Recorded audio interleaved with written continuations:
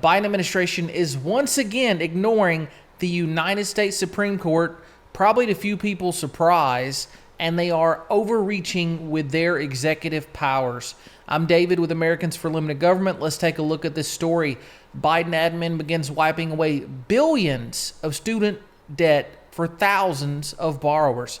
The Biden administration is discharging $39 billion of student debt for thousands of borrowers starting on Monday.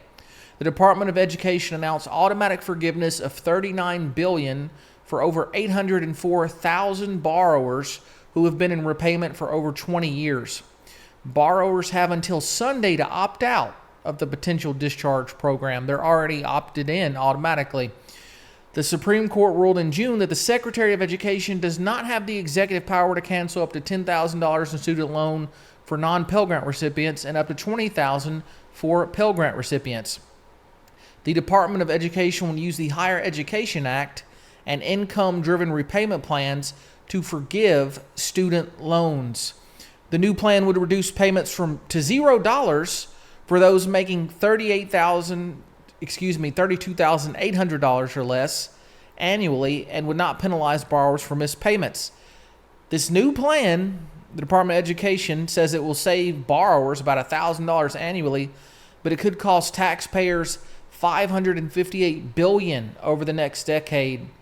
So once again, the burden falls on the taxpayer for something that the borrower was responsible for.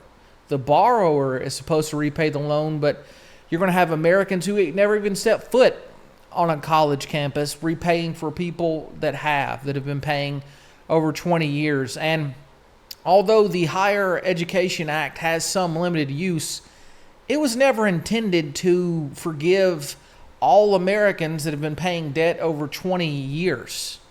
I mean, I feel bad for those people that they didn't make bigger payments or they didn't find the job that they wanted, but how is that the responsibility of all of Americans? It's ridiculous. Just another example of the Biden administration going rogue. And it's not the courts going rogue or the U.S. Supreme Court.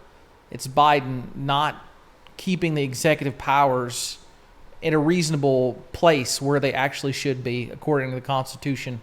Hey, if you enjoyed this video, hit the thumbs up, subscribe, follow, comment, share. We'll be back with more soon. Take care.